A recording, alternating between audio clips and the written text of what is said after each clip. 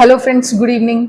आज query section की शुरुआत करूंगी। मुझे पता है आप लोग मेरे क्वेरी सेक्शन का काफी टाइम से इंतजार कर रहे हो। मैं बहुत टाइम से दे नहीं पा रही हूँ, 2-3 दिन बीच में छुट्टी आ गई थी, तो मुझे लगा कुछ कुछ और चीजें बतानी चाहिए।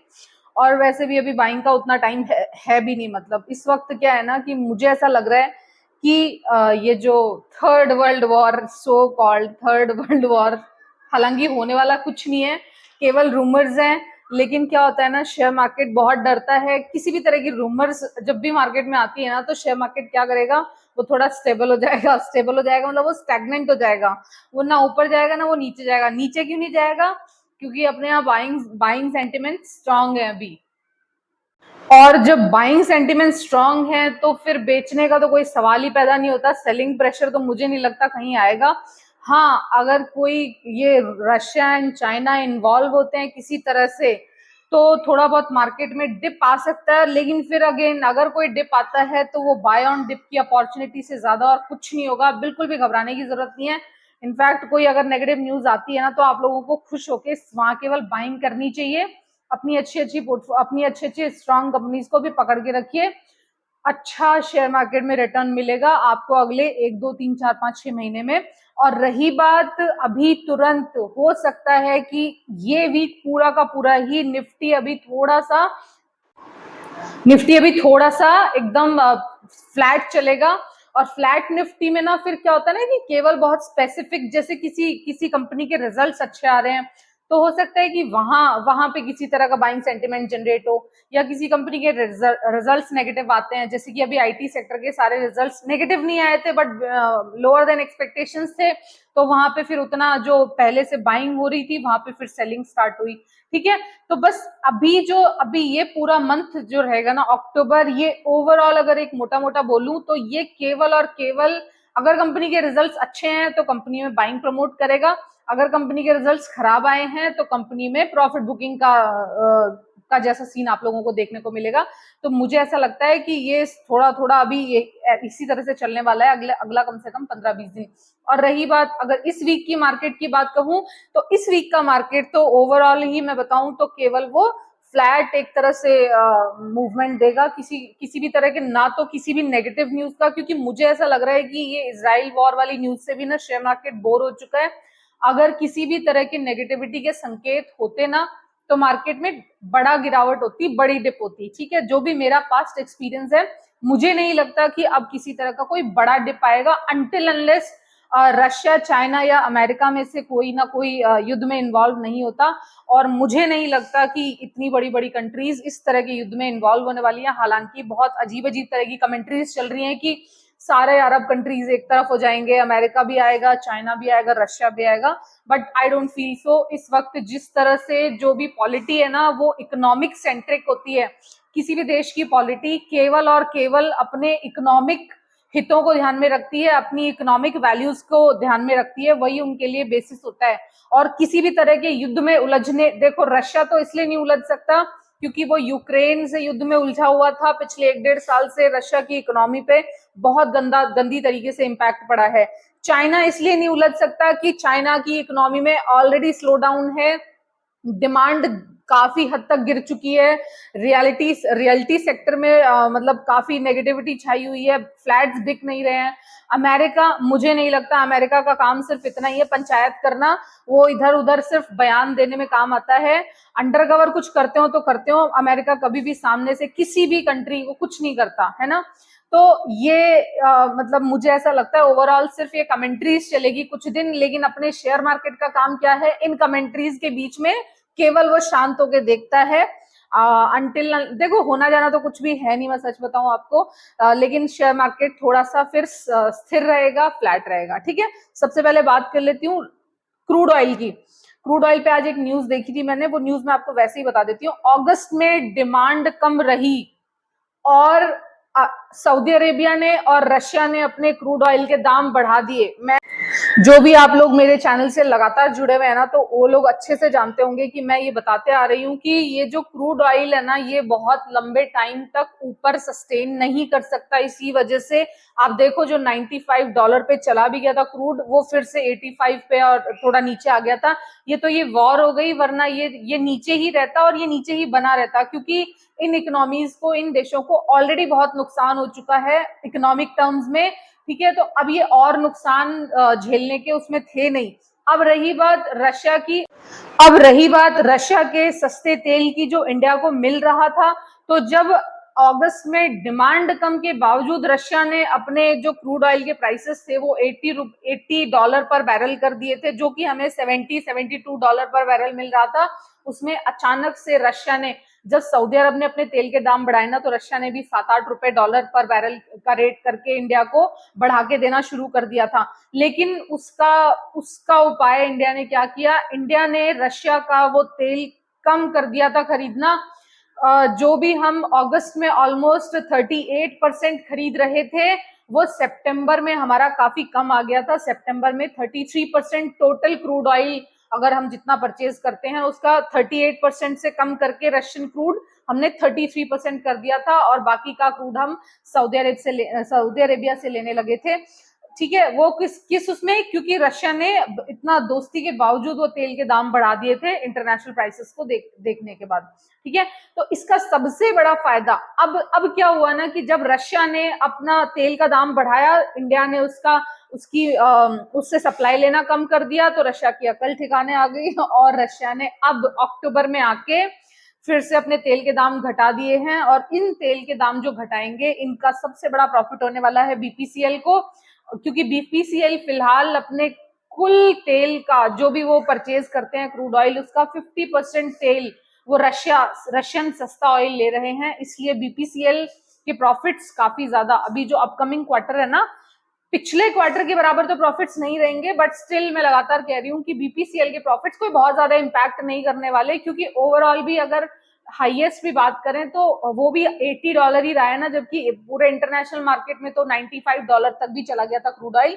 तो बीपीसीएल को सबसे बड़ा फायदा होगा रशिया के इस मूव से, कि रशिया ने फिर से अपने क्रूड ऑयल के दाम घटा दिए हैं।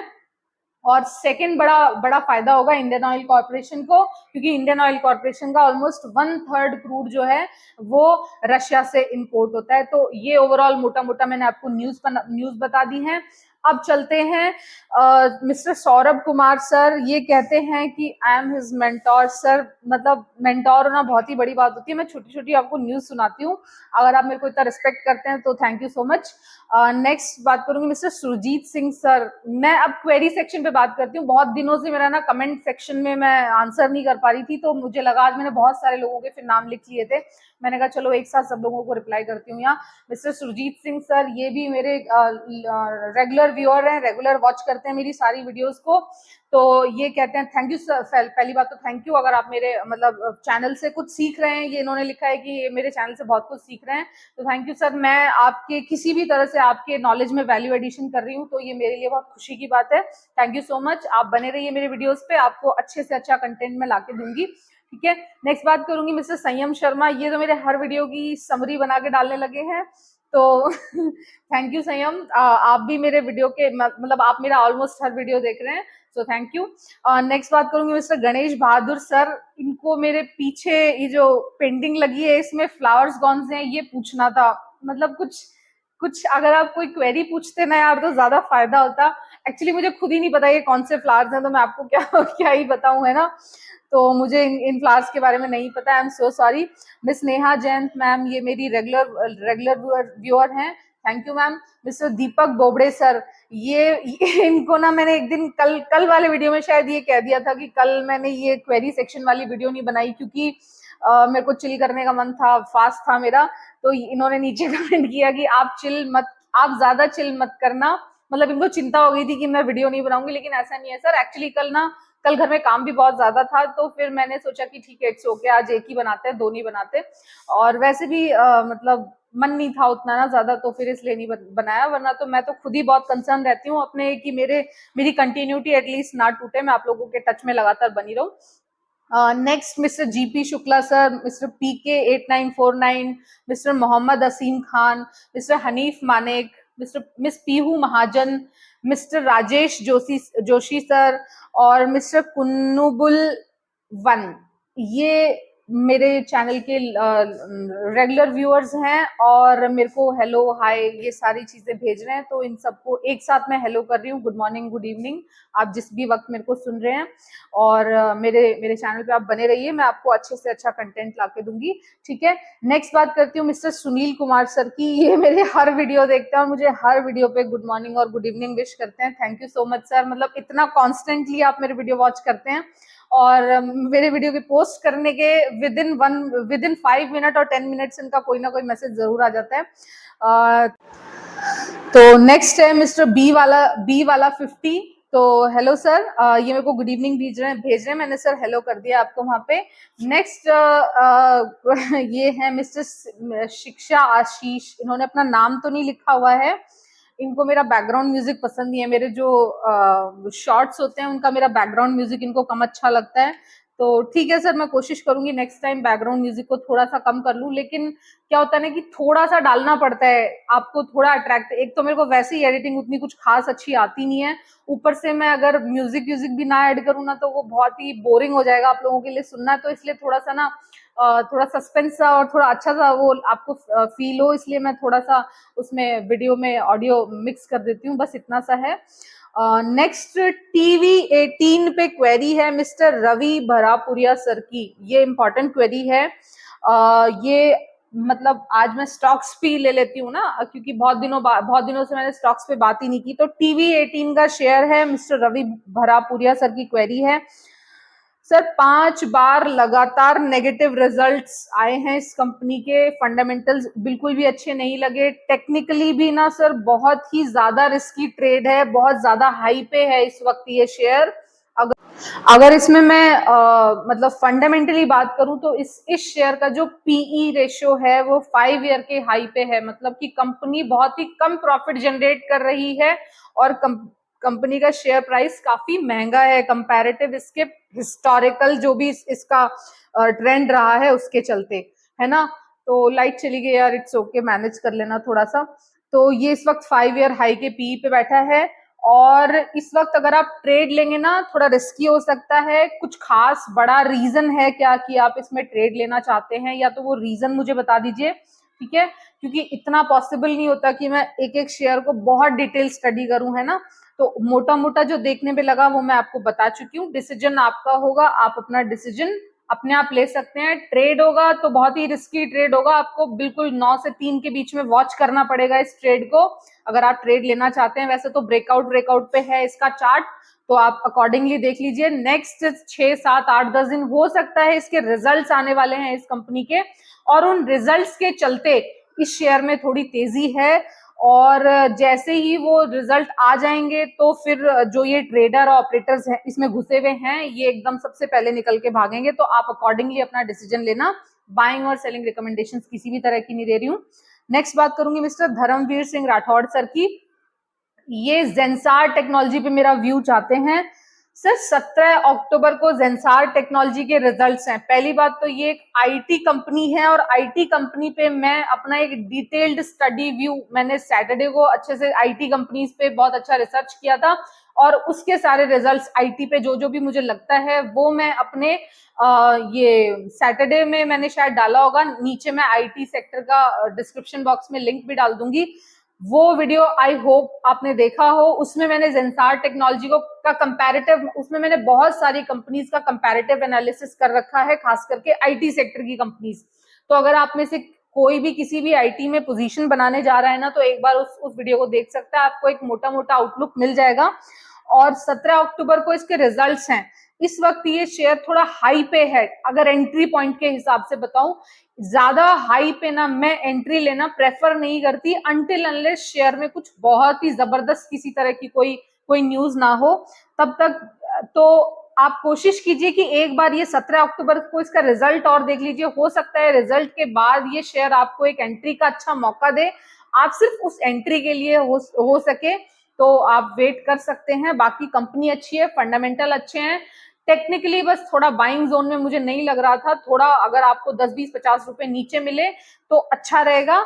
बाकी अच्छी कंपनी है, आप देख सकते हैं, लॉन्ग टर्म का व्यू रखिएगा। बाइंग सेलिंग रिकमेंडेशंस नहीं है, मैं सिर्फ अपना व्यू दे रही हूं आपको। अब मेरे व्यू को अपनी स्टडी में इंक्लूड करके उस पर और अच्छे से रिसर्च करना है और तब जाके अपना डिसीजन लेना है। ठीक है, 17 अक्टूबर को इसका रिजल्ट देख लेते हैं किस तरह का रहता है, और उसके बाद मैं आपको अपनी किसी न्यूज सेक्शन में ही बता दूंगी। वैसे कंपनी अच्छी है, मिड कैप आईटी स्टॉक है, और इसने एक अच्छा रन दिया भी है अभी पिछले ही कुछ दिनों में, पिछले 2-3 महीनों में ये शायद डबल हुआ है ये शेयर। मैंने अपने आईटी सेक्टर के एनालिसिस में अच्छे से इसको एनालाइज भी कर रखा है, तो आप वहां से इस शेयर के बारे में और ज्यादा इंफॉर्मेशन ले सकते हैं। ठीक है, सो आज के लिए बस इतना ही रहेगा। बाकी सारी आपकी जो भी क्वेरी हैं वो मैं धीरे धीरे करके ना अपने ये जो अभी मेरा मंडे टू फ्राइडे वाला जो मेरा ये सेक्शन रहेगा, इसमें मैं सबकी क्वेरीज, जितने लोगों की भी क्वेरीज है ना, वो सबकी क्वेरीज लेने की कोशिश करूंगी। मेरा वीडियो अच्छा लगता है तो प्लीज मेरे वीडियो को लाइक कर देना, और आप लोगों के लाइक से मुझे ना मोटिवेशन मिलता है, काम करने में मजा आता है, लगता है कि और अच्छे से अच्छी चीज मैं आप लोगों को बताऊं। ठीक है, so thank you so much for listening, have a good day, good night, take care, tata, bye bye.